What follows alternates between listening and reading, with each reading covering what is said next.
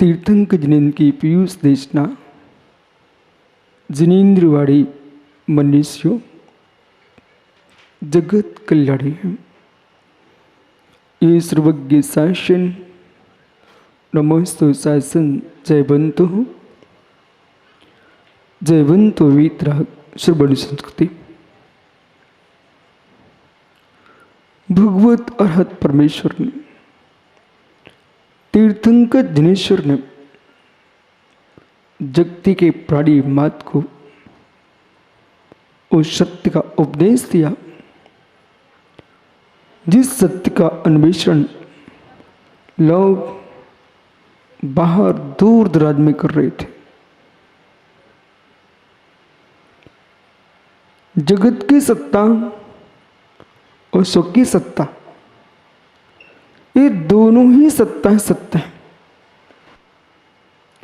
जगत की सत्ता सुख की सत्ता दोनों ही सत्य है। एक भी सत्ता का विनाश हो गया तो एक भी सत्ता नहीं बचेगी। जितना बहिर्लोक है अंतरंग में वही आपका आनंद है। ऐसा विश्व में कोई पदार्थ नहीं है जिस पदार्थ ने आपको मित्र यूं कहा कि आप हमसे प्रभावित हो। ऐसा लोक में कोई द्रव्य नहीं है जिसने आपसे यूं कहा हो आप मुझे स्वीकार करो। कोई ऐसा भी द्रव्य नहीं है जिसने आपसे ये कहा मुझसे दूर हो जाओ। ये दूरियां और नजदीकता ये पर पदार्थ का परिणाम नहीं है, ये सुखीय परिणामों का परिणाम है। और सुखीय परिणामों के परिणामों को जीव नहीं समझ सका और अपने अंतरंग में एक विशिष्ट स्थान बनाया। उसका नाम है द्वेष बुद्धि। द्वेष बुद्धि विराटता तुम्हारे पास है,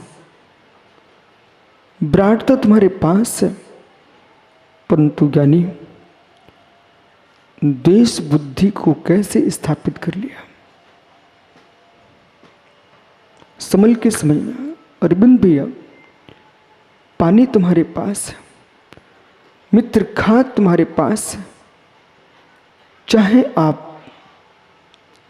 आप आम के पौधे को दे दो, चाहे आप विश्व वृक्ष को दे दो, खाद आपके पास है, पानी आपके पास है, भूमि आपकी है। आप क्या उगाना चाहते हो, विश्व वृक्ष या फिर आम्रवन फल, दोनों आपके खेत में उगेंगे। कोई बाहर उगने के लिए नहीं, आपकी भूमि में दोनों ही उगेंगे। आम का पौधा भी उगेगा और विश्व वृक्ष भी उगेगा। मत करना भूल इस बात की कि पौधा छोटा है विष का, बढ़ने दो। मत सोचना ऐसा पौधा छोटा है विष का, बढ़ने दो। वही बड़ा होगा, विष फल देगा। एक पौधा लाखों पौधों का जनक बन जाएगा। एक पौधा अरविंद भैया लाखों पौधों का जनक बनेगा। एक विष का पौधा, तो उस पौधे को आपको उगाना चाहिए था ना, पानी देना चाहिए था ना, खाद देना चाहिए था ना, क्योंकि आपका खेत है, आपकी भूमि है। सभी संभल के सुनना, ये इसमें अरविंद भाई मात नहीं है। इनके पास एक खेत, उस खेत में इन्होंने एक पौधा लगाया है और यानी ये चाहते आम का पौधा भी लगा सकते थे। तो अरविंद ने यदि विष का पौधा लगाया है तो सुधीर भैया अच्छा किया ना। संभल के बोलना मित्र, विश्व वृक्ष लगाया है। अरविंद भाई के खेत में आम का पौधा, ओहो,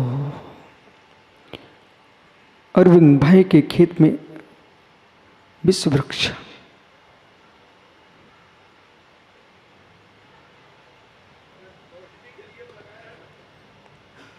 विश्व वृक्ष उस विश्व वृक्ष में जब भी फल आएंगे, इनका बगीचा है, सबसे पहले खिलने इनके ही बच्चे जाएंगे। वो ऐसा विश्व वृक्ष नहीं है कि उसका फल चखने पर ही मृत्यु होती हो। वो इतना कालकूट जहर है, वो इतना घना विश्व वृक्ष है कि मित्र उसकी हवा जितनी सीमा तक टकरा के जाती है, वहां के लोग मूर्छा खा के गिर जाते हैं।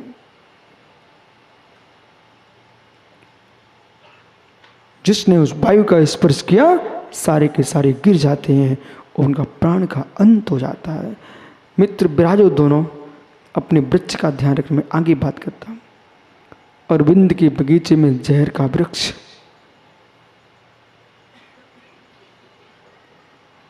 जहर का वृक्ष, सबका मस्तिष्क कह रहा है ठीक है, वो अरविंद सत भैया के बगीचे में ही लगाया, हमारे बगीचे में तो नहीं आया। लेकिन मित्र अब संभल के चलिए, पौधा छोटा था, पौधा छोटा था तभी विचार कर लेते, पौधा छोटा था तभी विचार कर लेते। अरे मित्र, पौधा लगाने के बाद उखाड़ने की आवश्यकता क्या थी? आप बोते ही ना, बोते ही ना। जीवन में पहले भूल प्रारंभ होती है, एक अंकुर जैसे।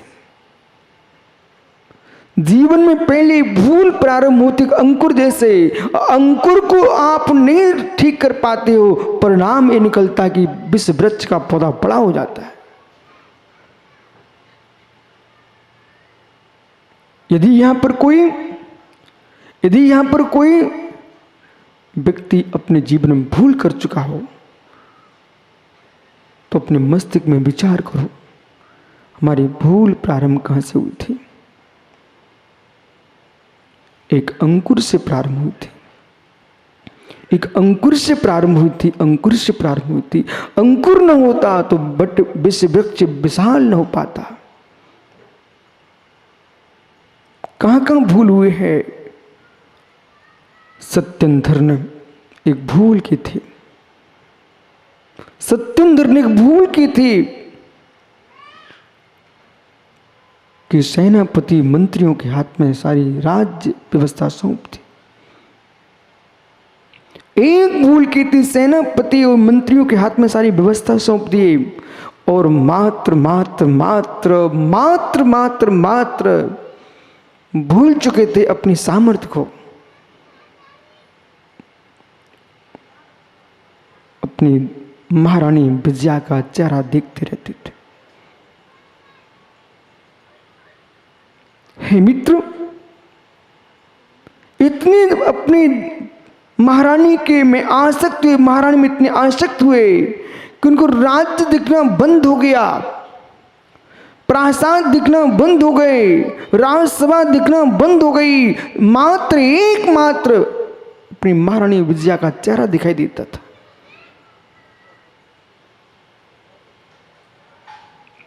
ज्ञानी, मेरी तरफ देखो,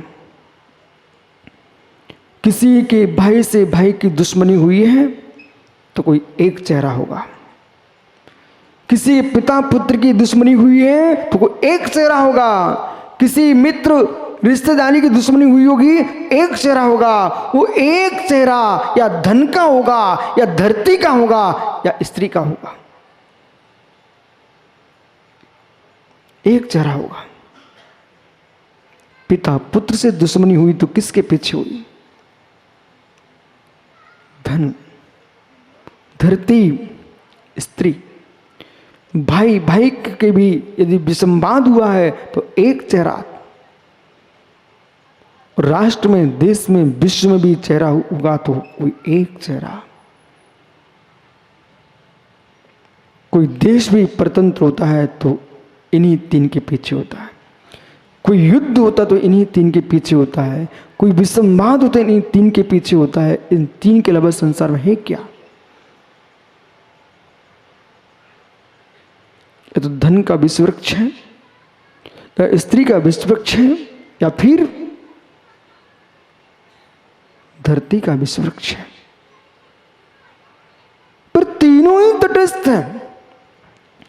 तीनों ही मध्यस्थ हैं, तीनों ही कहते हैं मैंने आपको नहीं स्वीकारा। आपने स्वीकार किया है, मैंने आपको स्वीकार नहीं किया, आपने स्वीकार किया है बुद्धिपूर्वक। इसलिए पंडित जी, धन के पीछे, धरती के पीछे विश्व वृक्ष कैसे लगता है? अरविंद भाई के बगीचे में एक पौधा, उस एक पौधे को देखो आप, उसकी जड़ों को देखो आप, उसके तनों को देखो आप, उसके पत्तों को देखो आप, उसके बालों को देखो, उसके फलों को देखो। एक वृक्ष, एक वृक्ष। और आज आपको सब कुछ समझ में आएगा कि हाय, उनके खेत में नहीं है, मेरे मन के खेत में है। आप सोच रहे हो जो खेत का जो विश्व वृक्ष है वो मित्र मात्र मित्र प्राणों का विघात करेगा, लेकिन तुम्हारे चित्त की खेती में जो विश्व वृक्ष पड़ रहा है तुम्हारे चैतन्य भगवान आत्मा का विघात करेगा।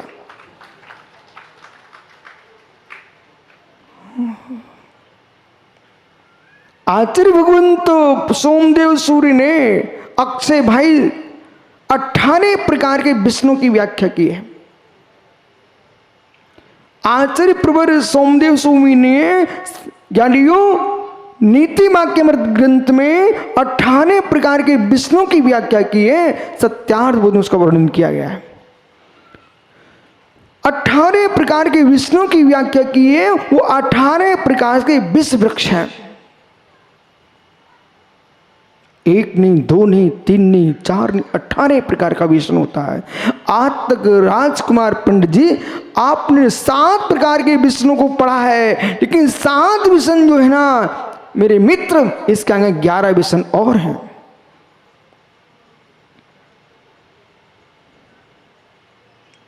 वो इतने खतरनाक हैं कि जीवन बर्बाद हो जाएगा। बहुत बड़े बड़े मिशन हैं। पर मित्र, आप मुझे अपरिचित आदमी समझो, एक अपरिचित आदमी समझो, अज्ञानी समझो, एक क्षण को मित्र, आपको विश्वास नहीं है कि मैं आपसे क्यों कह रहा हूं। एक पुरुष रायपुर के रोड पर, मालवी रोड के मंदिर के पास एक नीम का वृक्ष, उस वृक्ष के नीचे एक पुरुष बैठा हुआ है और ज्ञानी वो भीख मांग रहा है, भीख मांग रहा है। किस पर बैठ करके? किस पर बैठ करके? उसको दिखा एक बहुत दिन की बड़ी पेटी थी, काठ की पेटी पर बैठ करके वो भीख मांग रहा था। पुरानी पेटी थी, मजबूत थी, वो भीख मांग रहा था, कह रहा था दे दो, कह रहा था दे दो।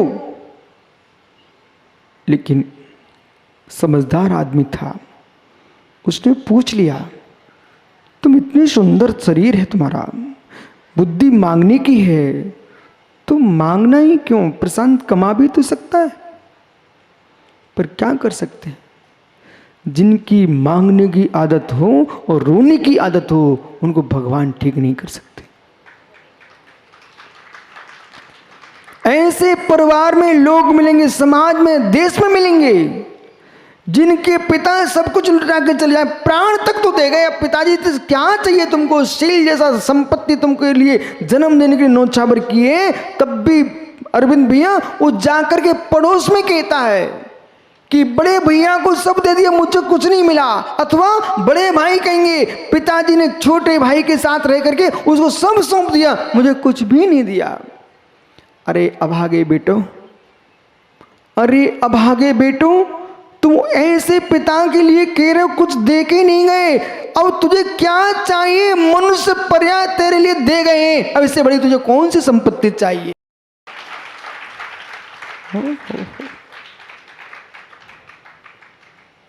जिस पिता ने किसी बेटे को अंगुली पकड़ा करके मंदिर जाना सिखा गए हों, जिसके पिता धोती दुपट्टा पहना करके अभिषेक कराना सिखा गए हों, जिसके पिता मेरे मित्र धोती दुपट्टा पहना करके पड़घान करना सिखा गए हों, जिसके पिता जिनवाणी पढ़ना सिखा गए हों, ऐसा बेटा रवि यूं कहे कि पिता कुछ नहीं दे गए, उस भाग्यहीन से कह देना अब तुझे दुनिया में कुछ मिलने वाला नहीं। जिनके पिता ने पूरी संपत्ति दे दी हो लेकिन अपनी संतान को न पूजा करना सिखाया हो, जिसके पिता ने पूरी संपत्ति दे दी, कभी धोती दुपट्टा पहना करके गुरु को आहार देना न सिखाया हो, जिसके पिता ने कभी भगवान के 24 नाम न सिखाए हो, जिसके पिता ने मित्र दया धर्म न सिखाया हो, सारी संपत्ति देने के बाद भी तुम्हारा पिता तुम्हें कंगाल करके गया है।